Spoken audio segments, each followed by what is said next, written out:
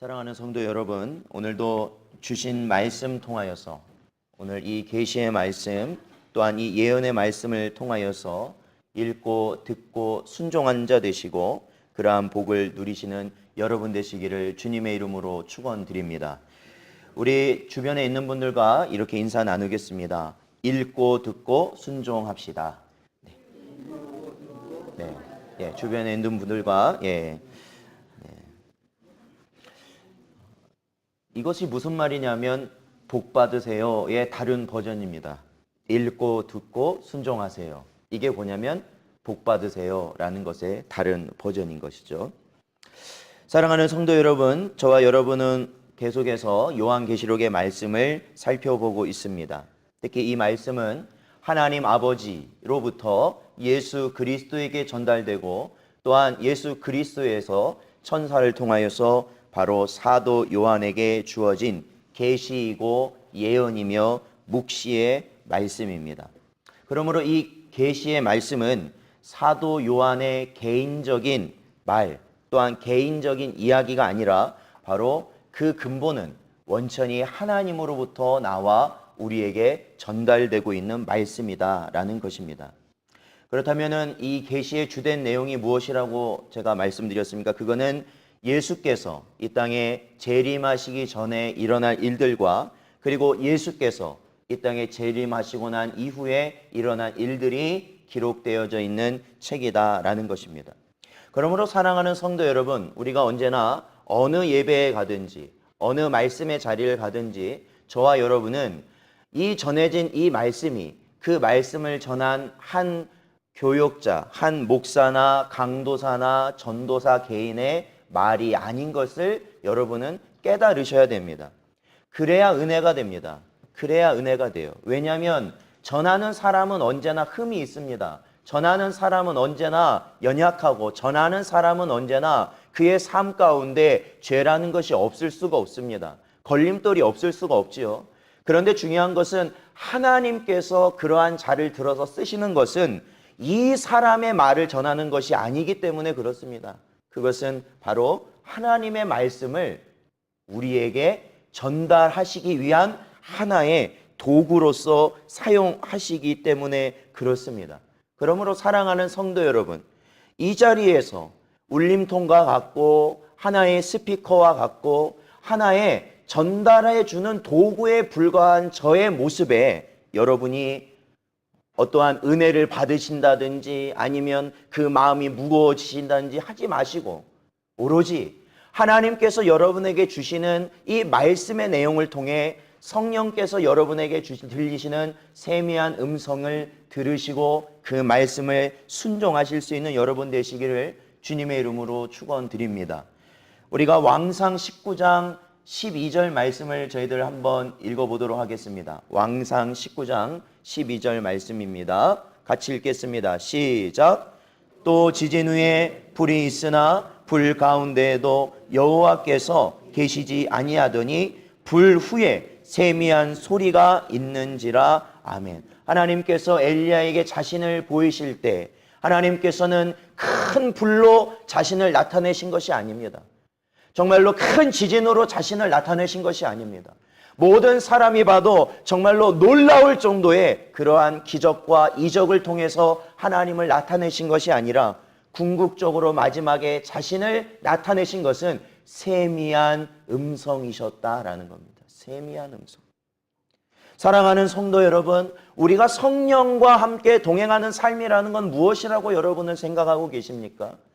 내 삶에서 일어나는 매일같이 일어나는 어떠한 세상 사람이 봐도 놀랄 정도의 기적 같은 일들, 아니면은 내가 어느 곤란함과 어느 문제 상황에 처해 있더라도 그곳에서 항상 탈출할 수 있는 그러한 일들을 경험할 때 나는 성령 충만해.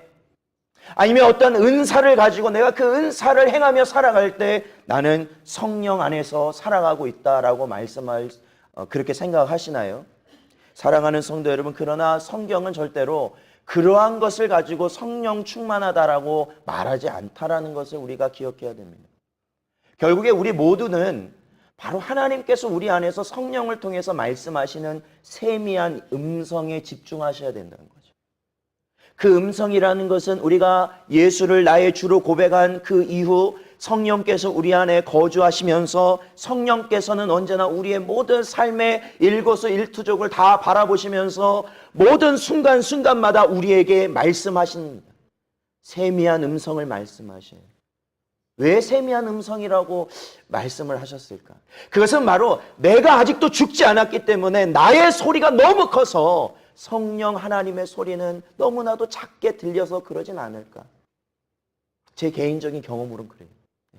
분명히 한쪽 구석에서는 하나님의 백성으로서의 분명히 하나님의 주신 말씀들이 떠오르고 그렇게 해야 된다는 것이 맞는 거라는 하나님의 음성이 들리는 그 순간에도 결국에는 저의 육성의 소리가 너무나도 크니까 들리곤 있어요. 들려요. 아주 작지만 들려요. 그럼에도 불구하고 나의 육신의 소리를 따라가는 것이 저의 모습이었기 때문에 그렇습니다.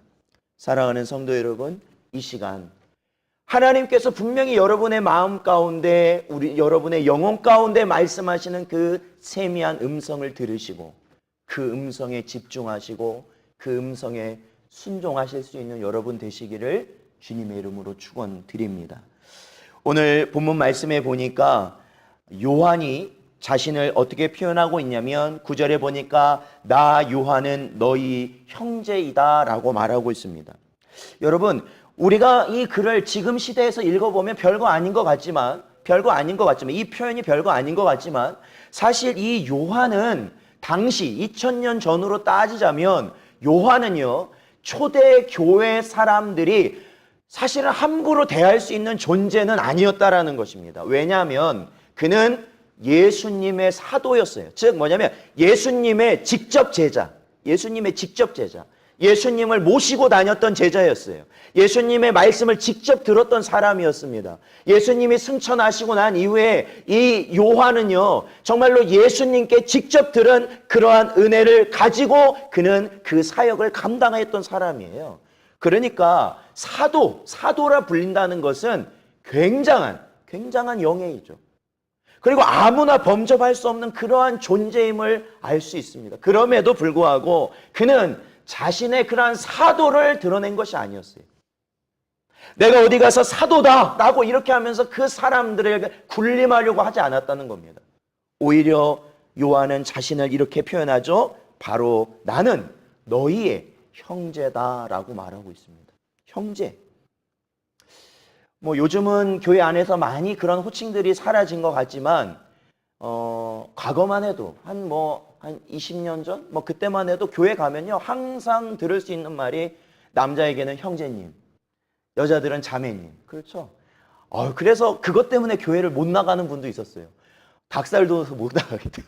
왜 가면 나를 왜 자기를 형제라고 부르냐는 거예요. 나는 이 사람 본 적도 없는데 갑자기 뜬금없이 와서 어머 형제님 어떻게 해요 이렇게. 어머 형제님 식사하셔. 어머 형제님 어떻게 불편한. 이 사람이 갑자기 나한테 왜 뭘 이렇게 요구하는 듯한 느낌을 받으면서 그랬던 기억이 납니다.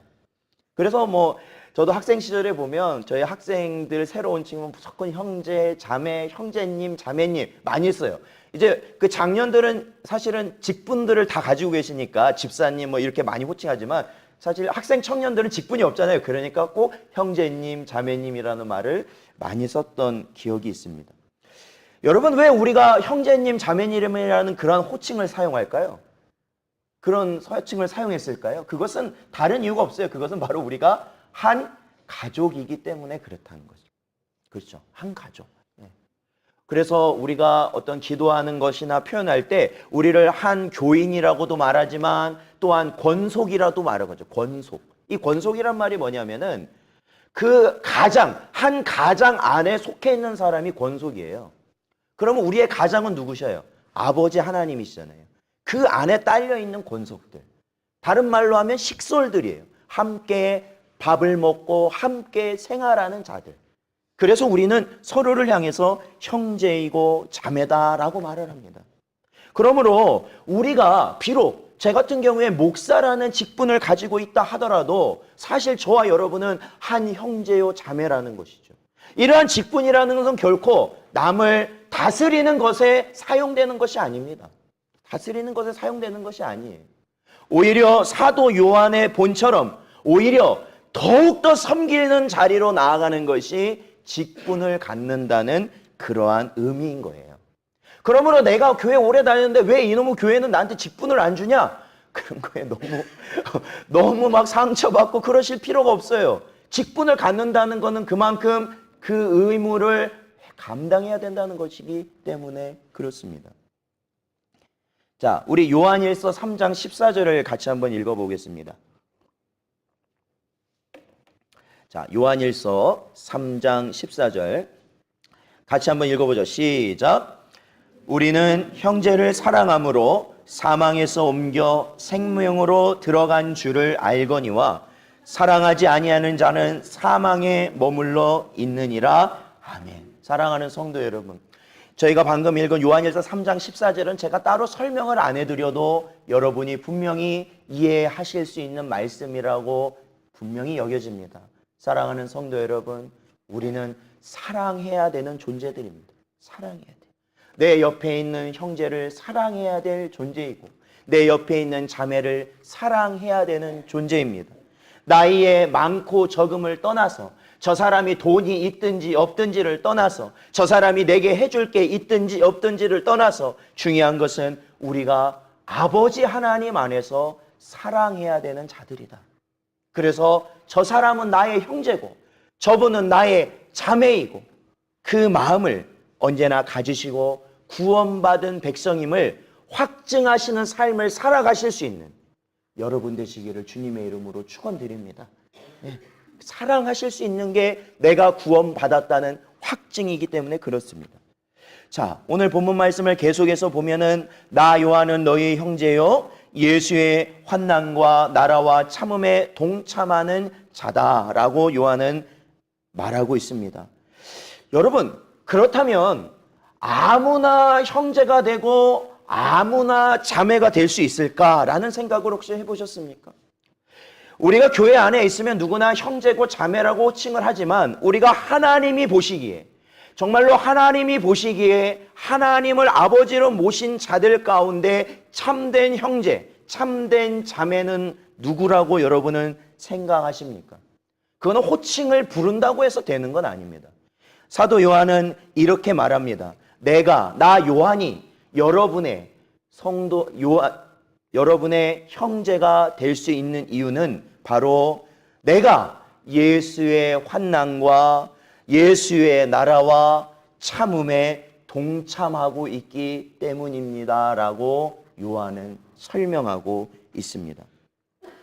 여러분, 요한은 9절에서 본인이 반모섬이란 곳에 유배를 생활을 하고 있다고 말하고 있습니다.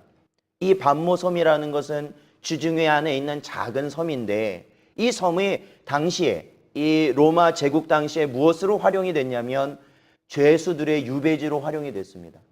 그래서 죄수들이 거기 가서 뭘 하냐면 돌을 캐는 겁니다. 한마디로 채석장이에요. 그 섬에서. 그래서 그들은 쉬지도 않고 쉼 없이 돌을 캐고 또 캐고 굉장히 고된 나날을 보낼 수밖에 없는 곳이 바로 이 반모섬이었습니다. 그래서 죄를 웬만큼 져서는 그곳에 들어가지도 않습니다. 죄를 어느 정도 중형을 받은, 그러니까 무거운 죄를 지었을 때 그 섬에 들어가게 되는데, 그렇다면 요한은 왜 그 섬에 들어가게 됐는가? 요한이 어떠한 큰 잘못을 저질러서 들어가게 됐는가? 당시 기준으로는 큰 잘못을 저지른 것이나 다름이 없죠. 반역죄에 해당하는 것이니까요. 그것이 뭐냐면 바로 복음을 전했기 때문에 그렇습니다. 주의 복음을 전했기 때문에. 왜냐하면 당시 로마 제국에서는 황제 한 명이 유일신입니다. 황제 한 명이 유일신. 그러니까 황제 외에 다른 신을 유일신으로 여긴다는 것 자체는 그것은 결국에는 반역과 다름이 없던 시대였습니다. 그럼에도 불구하고 그들은 목숨을 걸고 복음을 전하였죠. 요한은 그 복음 전하는 삶을 그가 이때 당시에는 90세가 넘은 나이였지만 그가 90세가 넘은 나이가 되었음에도 불구하고 그가 그 일을 쉰 것이 아니라 그 목숨을 끝까지 다해서 그는 복음을 전하였다는 것이죠. 결국에서 그는 잡혀서 반모섬에 유배가 된 상태였습니다. 사랑하는 성도 여러분, 바로 이것이 주의 환난을 당한 자의 모습이라는 것이죠. 주를 위한 환난을 당한 자의 모습이라는 것이죠. 여러분, 성경에서 말하는 많은 고난의 모습은, 그리고 그 고난 가운데서 하나님께서 반드시 우리를 살려주시고 그것을 해결해 주시겠다 말씀하시는 그 모든 고난과 환난의 모든 모습들은 나로 인한 고난이 아닙니다. 그것을 구분하셔야 돼요. 내 욕심으로 당하는 그러한 죄악의 결과들이 아니라는 것입니다. 죄악의 결과가 아니에요. 그렇다면 여기서 말하는, 성경에서 말하는 모든 고난과 환난은 무엇이냐? 다 주의 이름으로 인하여 내가 겪게 되는 것이다 라는 것이죠. 사랑하는 성도 여러분, 그렇다면 우리 신성전원교회 우리 모든 등록교인으로서 우리는 무엇을 고민해야 될까? 분명 우리는 이 땅에 살면서 많은 것을 고민하고 살아가야겠지만 우리의 신상과 우리의 모든 형편과 내 자녀와 배우자와 우리 주변 가족과 지인과 그리고 우리의 모든 삶에 대한 모든 고민들을 밤늦게까지 머리 싸매면서 고민하며 살아가야겠지만 정말로 중요한 우리가 고민하고 우리가 걱정하고 근심해야 될 것, 그것은 무엇인가? 자, 우리 고린도후서 7장 10절을 같이 한번 읽어보겠습니다. 고린도후서 7장 10절 말씀 같이 읽어보죠. 시작. 하나님의 뜻대로 하는 근심은 후회할 것이 없는 구원에 이르게 하는 회개를 이루는 것이요 세상 근심은 사망을 이루는 것이니라. 아멘. 그렇습니다. 여러분, 성경에서 절대로 근심하지 말라고 하죠. 걱정하지 말라고 하죠. 그것은 뭐냐? 세상에서 오는 근심들을 말하는 겁니다. 세상의 것. 왜냐? 하늘 아버지께서도 우리의 필요를 아신다고요? 모르신다고요? 다 아신다고요. 공중에 나는 새를 봐라. 들에 핀 백합화를 보라. 정말로 아궁이에 던져질 저 들풀, 정말로 하찮은 들풀 하나 가지도 하나님이 다 먹이시고 입히시고 저들을 살아가게 하시거늘 하나님이 너무나도 사랑하시고 귀하게 여기시는 너희 일까 보냐. 그러니까 너희는 그거에 대해서는 염려하거나 근심하거나 걱정하지 말라는 겁니다. 그래서 성도들은 세상의 일은 걱정하지 말라는 겁니다. 왜? 누가 책임지시니까요? 하나님 아버지께서 책임지시니까. 여러분, 세상 일이 왜 자꾸 안 되는지 아십니까? 내가 하려면 더 안 돼요. 내가 그거 책임지려고 하면 한도 끝도 없어요. 뭐 하나 막았다 싶으면 다른 데서 터지는 것이 세상 일이에요. 그것을 어떻게 우리가 다 막겠습니까? 그것 자체가 우리의 교만이며 우리가 하나님을 의지하지 못한다는 증거가 되는 것이죠. 증거가 되지. 그런데 방금 읽은 고린도후서 7장 10절에서는 그럼에도 불구하고 우리 성도들은 근심해야 된다라고 말하고 있습니다. 그럼에도 불구하고 우리는 고심해야 된다고 말하고 있습니다. 그것은 바로 구원에 이르는 회개를 이루는 것입니다. 구원에 이르는 회개. 이게 뭡니까? 제가 설교 초반에도 말씀드렸지만 우리가 하나님께서 우리의 마음 가운데 성령을 통하여 말씀하시는 그 세미한 음성을 들으며 내가 살아가고 있는지 없는지를 우리는 날마다 근심하며 고심하며 걱정해야 되는 것입니다. 오늘 주일 이 예배 하루 드리는 이 날도 저와 여러분에게 주어진 이 현재 이 시간 속에서도 우리 마음 가운데서 분명히 하나님은 말씀하실 거라는 겁니다. 여러분이 세상의 많은 짐으로 그것을 하나님의 말씀을 덮어놨다 하더라도 그 음성은 우리에게 분명히 들릴 것이라는 겁니다. 그렇다면 성경이 근심하라 걱정하라 하는 것은 무엇입니까? 내가 그 음성을 듣고 그 음성대로 살아가는지를 근심하라는 겁니다. 그것이 우리가 유일하게 근심할 단 한 가지.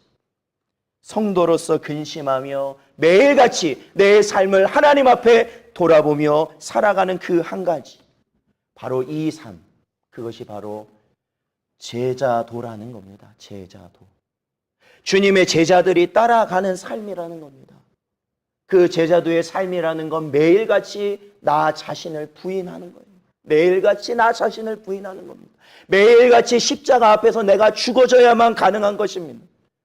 그리고 십자가를, 내게 주어진 십자가를 감당하는 것입니다. 내게 주어지는 십자가. 솔직히 제가 목사지만 말씀드리면 우리가 교회를 하면서, 그러니까 우리가 주의 일을 얼마나 많습니까? 그럼에도 말씀 드릴 때 저분이 혹여나 보이잖아요. 그거를 진심으로 받아들이는지 아니면은 그냥 별로 하기 싫은지 받아들이지 않으면 전 2번 다시 말 안 합니다. 그분한테. 2번 다시 말 안 해요. 왜? 그분이 그 안에서 말씀하시는 성령의 음성을 들어야 되는 거예요. 들어야 돼. 그래야 복이 되는 거예요. 하나님이. 그래야 복이 되는 거예요. 그러지 않고 제가 어떠한 목사의 지위로 어떠한 사람의 생각으로 그래도 이걸 해야지 하면서 그가 만약에 끌려가서 한다? 그러면 그 속으로 얼마나 많은 죄를 짓겠습니까? 생각해 보십시오. 얼마나 많은 원망을 하면서 그 일을 하겠습니까? 죄를 짓게 하는 거예요. 죄를 짓게 하는 거예요.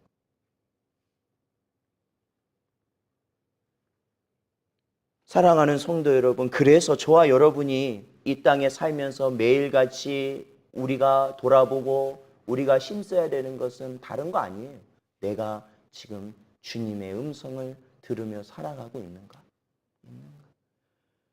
사람의 말에 귀 기울이지 마시고 여러분 안에서 말씀하시는 그 성령 하나님의 말씀에 귀 기울이시라는 거예요.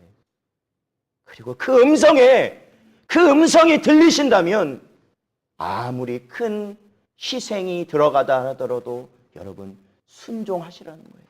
순종하시라. 왜냐? 그것이 복되기 때문에 그래요. 그것이 복되기 때문에. 그것이 복되기 때문에. 그러한 복을 누리시는 여러분 되시기를 주님의 이름으로 축원드립니다. 바로 그러한 환난에 동참하는 자, 또 주님 오실 그 나라를 소망하며 지금의 모든 순간순간을 참아내고 인내하는 자가 바로 진정한 형제, 하나님 아버지 안에서, 그리고 자매가 된다라는 것입니다. 오늘 본문 말씀 10절에 보니까 주의 날에 내가 성령에 감동되어 내 뒤에서 나는 나팔 소리 같은 큰 음성을 들었다라고 오늘 본문은 이야기하고 있습니다. 오늘 이 본문에 아주 중요한 이야기가 담겨져 있습니다. 오늘 방금 읽은 10절 말씀에 아주 중요한 이야기가 담겨져 있는데 그것은 바로 사도 요한이 이 반모섬이라는 곳에 유배가 돼서 이 반모섬에서 바로 이 계시와 예언을 성령 충만한 가운데 받은 그 날이 기록되어 있어요. 언제 그가 받았는지가 기록되어 있어요. 언제 그가 이 계시와 예언을 받았다고 기록되어 있습니까? 언제? 주의 날이에요. 주의 날. 주의 날. 굉장히 중요합니다. 이 주의 날이라는 이 단어를 원문으로 보면 큐리아코스 헤메라라고 되어 있어요. 즉 주님의 날이라는 거예요. 주님의 날. 그러니까 그 자체가 주님의 날이라는 거예요. 그래서 우리는 이 주님의 날을 줄여서 또 뭐라고 불러요? 주일이라고 부르죠. 주일이에요. 주일.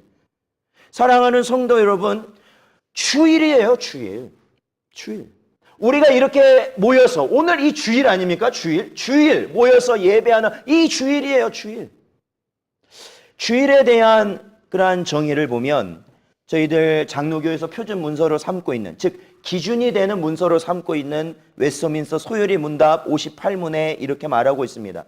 자, 제4계명, 10계명에 나오는 제4계명이 명하는 것이 무엇입니까? 답은 제4계명이 명하는 것은 하나님께서 그의 말씀으로 정하신 때를 하나님께 거룩히 지키는 것, 곧 일회 중 하루를 종일토록 하나님께 거룩한 안식일로 지키라는 것입니다 라는 거죠. 저희가 10계명, 4계명을 보면 나오잖아요. 안식일을 기억하여 거룩히 지키라 라고 말씀하고 있지 않습니까? 그러니까 일주일 중에 하루를 지키신 것은 하나님이 정하신 것이고 그것은 하나님께서 거룩하게 지키라 하신 것이고 복된 날이다, 우리에게 주신 날이라는 거예요. 일주일에 하루. 그게 안식일이라는 거예요. 일주일의 마지막 날, 안식일. 그런데 59문에 보면 이렇게 나오고 있습니다. 59문에 보면 하나님께서 일회 중 어느 날을 매주의 안식일로 정하셨습니까? 그렇죠? 일주일 중 어느 날을 안식일로 정하셨느냐? 하나님께서 세상의 시작으로부터 그리스도의 부활까지는 매주 7째 날을 안식으로 정하셨고, 즉 뭐냐면 구약일 땐, 구약 시대, 예수님 오시기 전에, 예수님 부활하시기 전에 구약 시대에서는 매주 토요일이 안식이었다라는 거죠. 매주 토요일. 그런데 그 후, 즉 예수님이 부활하신 이후로는 세상 끝날까지 매주 첫째 날을 안식일로 정하셨는데 이 날이 그리스도인의 안식일입니다라는 겁니다. 예수님이 부활하신 이후로는 그 안식일이 매주 첫날, 즉 이 주일, 이 일요일이라 불리는 이 주일이 우리 모든 그리스도인의 안식일이다라는 것이죠. 안식일. 그래서 우리는 주일을 지킵니다. 과거에는 그런 말 많이 말씀하셨죠. 주일 성수라는 말을 많이 썼습니다. 주일 성수. 그래서 여기 장로님, 저도 어렸을 경우에는 주일날 어디 가지도 못했습니다. 가지도 못하고 언제나 교회에 있어야 되고 밖에 가서 뭘 사 먹는다는 거는 아예 꿈도 못 꿨을 때예요. 물론 저는 산속에 있었으니까 밖에 사 먹을 데가 없습니다. 사 먹을 때. 그래서 저는 아주 잘 거룩히 주일을 지켰어요.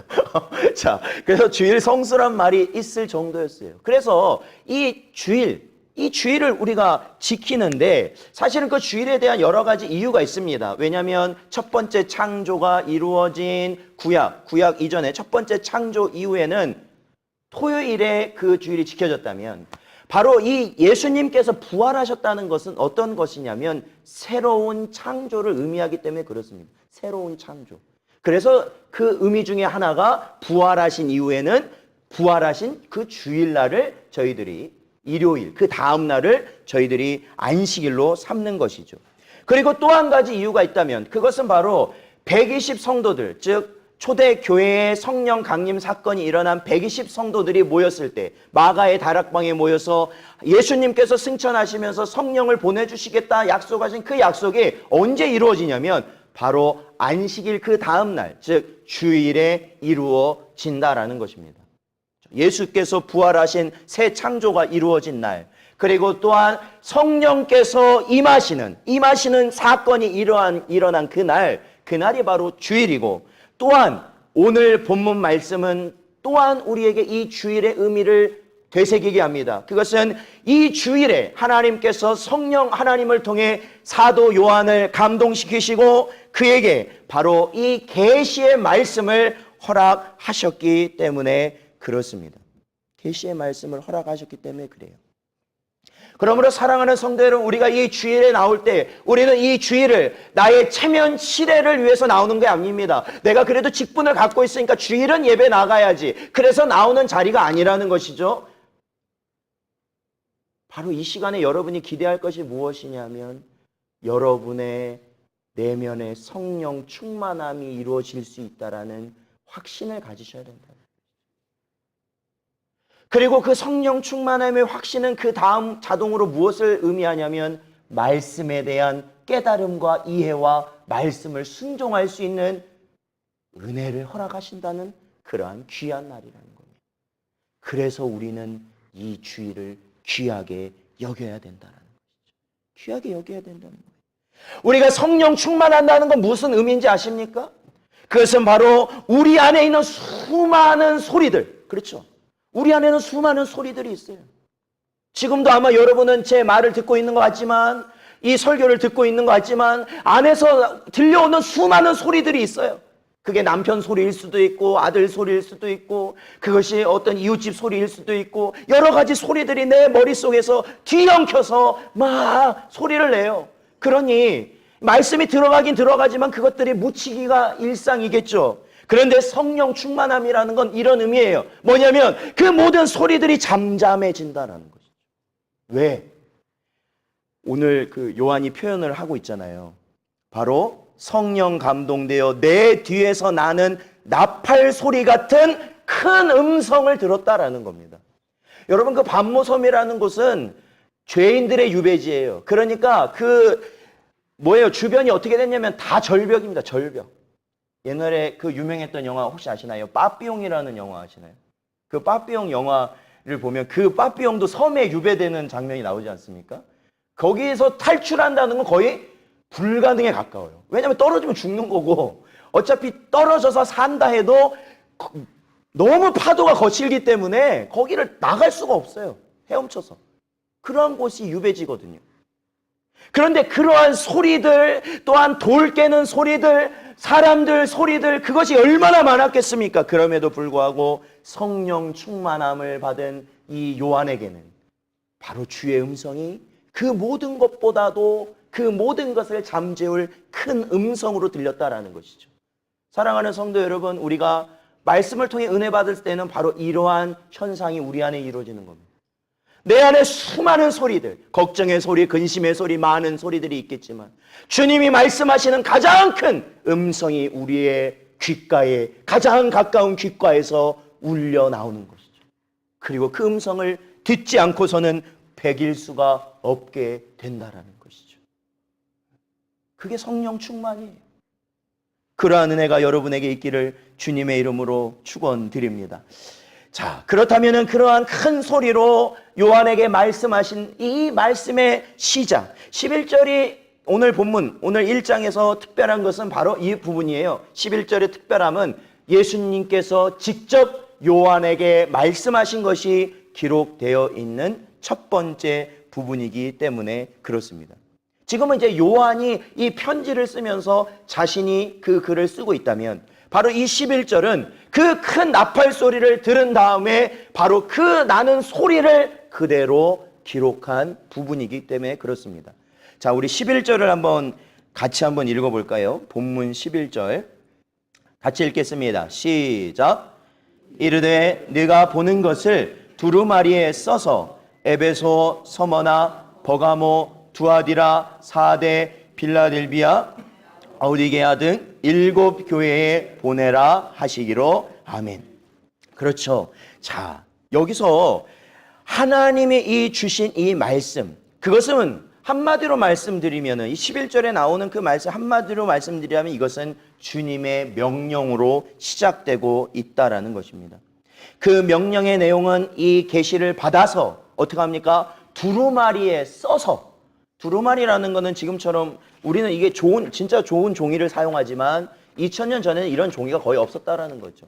이런 종이는 아예 꿈도 꿀 수 없고 파피루스라든지 아니면 양피. 이 파피루스라는 건 이 갈대에 있는 속살을 빼내서 그거를 종이로 만드는 거예요. 그러니까 약간 우리나라를 보자면 예전에 한지 만드는 것과 비슷하게 종이를 만드는데 그 한지하고도 비교할 수 없을 정도로 거칠고 굉장히 안 좋죠. 그래서 그거를 이렇게 낱장으로 만들 수도 없고 그냥 한 번에 쫙 만들면 그냥 거기에 쓰는 겁니다. 그 뭐 재단을 하거나 그런 것도 없어요. 그래서 그걸 어떻게 해요? 쭉 써서 둘둘둘둘 말게 되는 거죠. 그래서 보관을 하죠. 그 두루마리예요. 바로 그 두루마리에 써서, 그렇죠? 중요한 건 써서 그것을 어떻게 하냐면 제가 지난주에 말씀드린 소아시아 7 교회에 보내라라고 말씀하시는 거죠. 써서 소아시아 7 교회에 보내라. 소아시아란 이 아시아 대륙의 맨 끝, 지금의 터키 지역, 그 지역에 있는 7 교회, 거기 이름이 나오죠. 에베소, 서머나, 버가모, 두아디라, 사데, 빌라델비아, 라오디게아, 이 7 교회를 향하여서 보내라라고 말씀하고 있다는 거예요. 그러므로 여러분, 이 요한계시록은요, 사실은요, 중요한 건 그겁니다.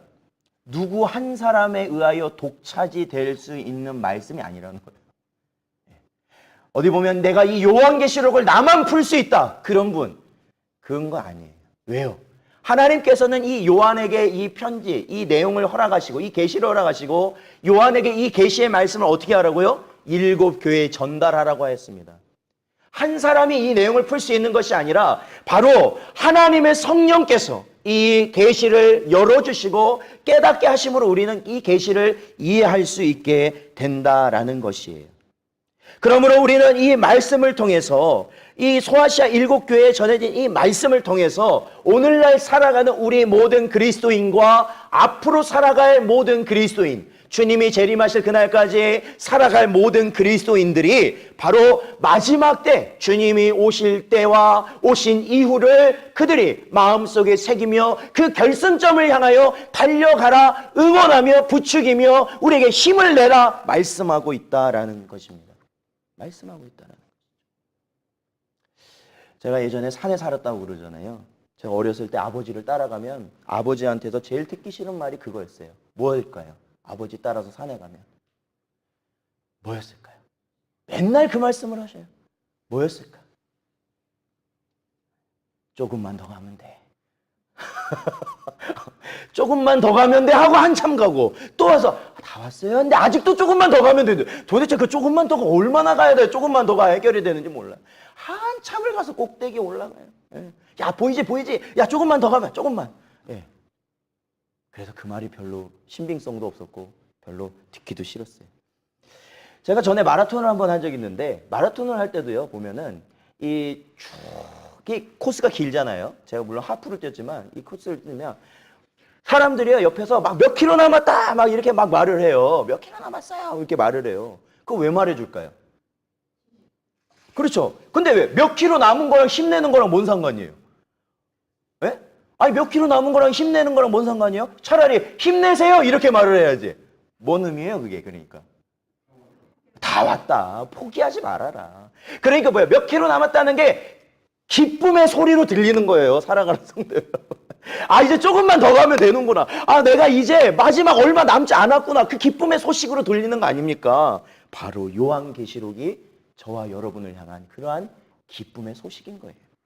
얼마 남지 않았다. 주님의 재림이 얼마 남지 않았다. 이 모든 고난과 환난과 이 고통을 다 우리가 겪을 수 있지만 중요한 거는 주님의 재림이 얼마 남지 않았다. 그러니 힘내라. 그러니 참아내라. 그러니 더욱더 그 나라를 소망해라 라고 우리에게 말씀해 주시고 있는 바로 말씀. 이것이 바로 요한계시록이에요. 그러므로 계시록을 읽으면 읽을수록 우리는 어떻게 됩니까? 우리의 믿음이 강하여지고 우리의 힘든 육신과 우리의 영혼이 새 힘을 얻고 주를 향하여 달릴 수 있는 거예요. 주의 사역을 오래 하다 보면 지치지 않겠습니까? 진이 빠지지 않겠습니까? 병들지 않겠습니까? 그 헌신했던 팔과 다리와 그 몸에 병이 들고 심지어는 내 속에서도 병이 들지 않겠습니까? 그러나 이 계시의 말씀을 우리들이 읽고 또 읽을 때 우리는 뭘 얻을 수 있느냐? 내 영과 내 육신이 다시 일어날 수 있는 힘을 얻을 수 있어요. 그 표대가 얼마 남지 아니하였기 때문에 그렇습니다. 우리 빌립보서 3장 14절. 빌립보서 3장 14절 말씀 같이 읽겠습니다. 시작. 표대를 향하여 그리스도 예수 안에서 하나님이 위에서 부르신 부름의 상을 위하여 달려가노라. 아멘. 그렇습니다. 사도 바울의 고백이죠. 그 평생 이방인의 사도로서 살아왔던 그의 고백이죠. 나는 지금 이제 나이가 먹고 병이 들고 이제는 내 처지에 아무것도 할 수 없기 때문에 나는 이제 조금 안락한 삶을 살겠다라는 게 그의 표정이, 그의 바람이 아니었어요. 오로지 그 표대를 향해서, 지금까지 달려왔던 그 표대를 향해서 이제 마지막에 내가 여기서 멈추는 것이 아니라 내 몸을 다 불살라서라도 그 표대를 향해 달려가겠다.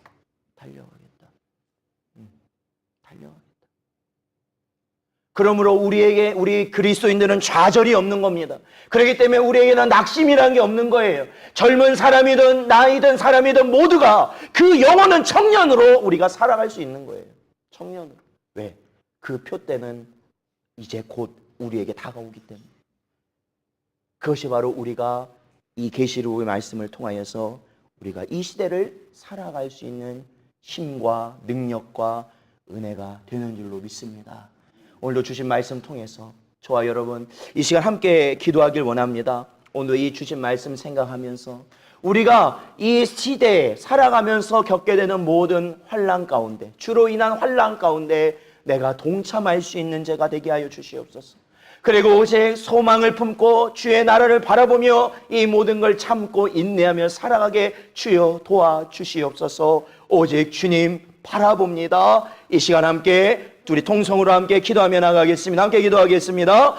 아버지 하나님, 이 한 시간에도 저희들을 부르시고 아버지 하나님 주께서 함께하여 주셔서 아버지 하나님 오늘도 저희들이 주 앞에 나아갈 수 있도록 인도하여 주셨사온데 아버지 하나님 이 화살과 같이 빠른 아버지 하나님, 이 세월을 우리들이 어찌 감당하며 살아가겠습니까? 아버지 하나님, 어제가 오늘 같지만 벌써 아버지 하나님 수많은 세월들이 지나가고 이제는 더욱더 주님을 향하여 가까이 나아갈 수밖에 없는 우리의 심령입니다. 주여, 이 시간에 우리들의 심령을 붙잡아 주시옵소서. 주여, 이 시간에 우리들의 연약함을 붙들어 주시옵소서. 주여, 이 시간에 우리들의 연약함 가운데 있는 아버지 하나님, 우리의 나약함을 붙잡으시고 아버지 하나님, 조금 더 뛰어서 주님 앞에 나아갈 수 있도록 주여 인도하여 주시옵소서. 그래서 우리의 모든 근심과 이 세상의 것들은 다 주님께 맡길 수 있는 믿음을 허락하시고 오로지 우리가 우리 안에 말씀하시는 성령 하나님의 세미한 음성을 들을 수 있는 귀를 허락하여 주셔서 주의 길을 가도록 주여 은혜 내려 주시옵소서. 주님 함께하여 주시옵소서. 아버지 하나님, 감사를 드립니다. 이한 시간에도 저희를 향하여 아버지 하나님 2000년 전에 사도 요한을 통하여 기록해 하신 이 요한계시록의 말씀을 통해 우리에게 주시고자 하는 말씀을 허락하여 주셨사오니 그 음성에 아버지 하나님, 저희들이 반응하고 순종함에 부족함이 없는 모든 성도들 되게 하여 주시옵시고 저들의 복된 길을 갈 수 있도록 인도하여 주시옵소서. 간절히 바라오며 예수님의 이름으로 기도하옵나이다.